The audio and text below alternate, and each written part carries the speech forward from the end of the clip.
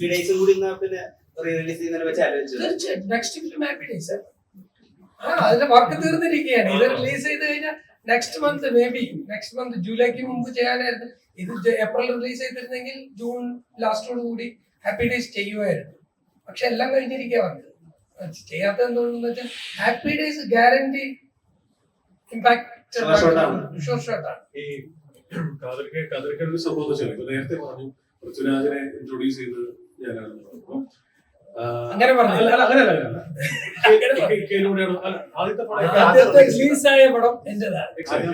ചിലപ്പോ പലർക്കും മനസ്സിലായിട്ടുണ്ടാവില്ല, ഇവർക്ക് അറിയാമായിരിക്കും, കാണുന്നവർക്ക് നക്ഷത്ര കണ്ണുള്ള രാജകുമാരൻ അവരുടെ അതായിരുന്നു അഭിനയിക്കുന്ന പടം. അഭിനയിച്ച ലൊക്കേഷനിൽ അഭിനയിച്ചുകൊണ്ടിരിക്കുന്ന സമയത്താണ് നമ്മൾ നിങ്ങൾ ഷൂട്ട് ചെയ്യുന്നത്. അപ്പൊ ഇതെന്താ തോന്നുന്നു, ഈ പെർഫെക്ഷന്റെ പ്രശ്നമുണ്ട്. അതായത് ഈ ഭയങ്കര കൊമേഴ്ഷ്യൽ ചിന്താഗതിയുള്ളതാണ്. ശരി, ഭയങ്കര കൊമേഴ്ഷ്യൽ ഇക്കഴുന്ന ഒരു സിനിമയുടെ ടൈറ്റിൽ ആയിക്കോട്ടെ, എല്ലാത്തിനും ഒരു കൊമേഴ്ഷ്യൽ സാധാരണക്കാരന് മനസ്സിലാവുന്ന ഒരു സാധനം.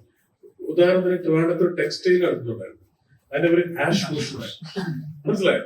അപ്പൊ അങ്ങനെയാണ് ചിന്തിക്കുന്നത്, സാധാരണക്കാരന്റെ മൈൻഡിലാണ് ചിന്തിക്കുന്നത്. അപ്പൊ എനിക്ക് ഭയങ്കര ഇഷ്ടമുള്ള സിനിമയാണൊക്കെ ചെയ്തതില് അന്ന് വൈകുണ്ഠം. എനിക്ക് അതിൽ ഒരുപാട് അപ്രീസിയേഷൻ കിട്ടിയിട്ടുള്ള ഒരു മലയാള സിനിമ പോലെ തോന്നി എന്ന് പറയുന്ന സിനിമയാണ്.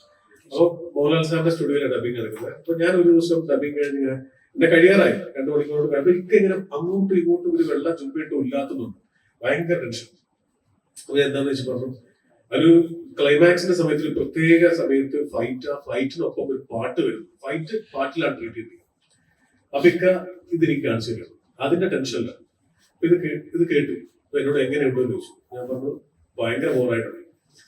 അപ്പൊ പറഞ്ഞു അതെ കറക്റ്റ്, ഭയങ്കര ബോറായിട്ടുണ്ട്, ഇതെങ്ങനെ ശരിയാക്കാന്നുള്ള ടെൻഷനിലാണ് ഞാൻ അങ്ങോട്ടും ഇങ്ങോട്ട് നടന്നുകൊണ്ടിരിക്കും. അങ്ങനെ എന്റെ അടുത്ത് ചോദിച്ചു, ഇത് ആരെഴുതും ഈ സാധനം? അത് വേറെ ടൈപ്പ് ഓഫ് കവിത പോലത്തെ പരിപാടിയാണ്. ടിപ്പിക്കലി നാടൻ പാട്ട്.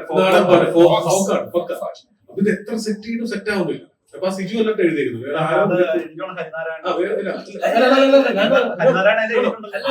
അത് വേറെ ആരും എഴുതിയ സാധനമാണ് കേൾപ്പിച്ചത്. വേറെ ഏതൊരു എക്സ്പെൻസ് എഴുതിയതാണ് കേൾപ്പിക്കുന്നത്. അതാണ് രണ്ടുപേരും പരമ ബോറായിട്ട് പറയുന്നത്. അപ്പൊ എന്നോട് ചോദിച്ചു ഇത് ആരെ എഴുതിയാൽ ശരിയാവും ചോദിച്ചപ്പോ ഞാൻ പറഞ്ഞു ഒറ്റയടിക്കാൻ ആലോചിച്ചു, മുരുകൻ കാട്ടാക്കട.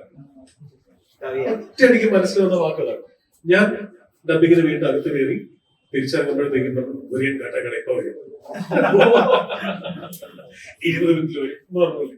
അപ്പൊ അതാണ് ഒരു പെർഫെക്ഷൻ എന്ന് പറഞ്ഞ സാധനം പറഞ്ഞു കഴിഞ്ഞാൽ അതിനു വേണ്ടി ആരെ കൊണ്ടുവരാനും എത്ര പൈസ കൊടുക്കാനും അതിന്റെ ക്വാളിറ്റി നിങ്ങൾ ഈ നേരത്തെ പറഞ്ഞ പോലെ അങ്ങ് വൈകുണ്ഠപുരം പറഞ്ഞ സിനിമ കാണുമ്പോൾ മനസ്സിലാവും അതിന്റെ എല്ലാ രീതിയിലുള്ള അതിന്റെ ക്വാളിറ്റി.